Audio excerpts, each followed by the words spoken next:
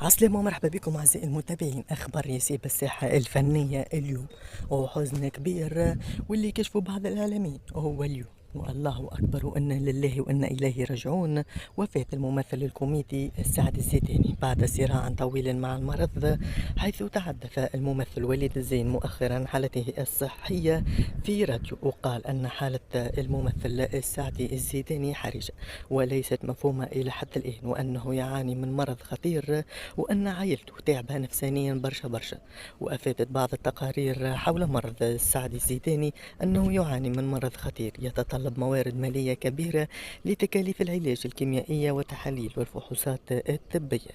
وكيش ما شفنا ظهرت حملة كبيرة بين الإعلاميين وجمع قيمة كبيرة من التبرعات اللي وصلت قيمتها ل60,000 دينار باش يقوم بالفحوصات للمرض الخطير اللي حانوا منه سعد الزيداني. ولكن تلمت الفحوصات، ولكن للأسف اليوم اداوا الخبر وفاة سعد الزيداني. إن شاء الله ربي يرحمه ويصبر.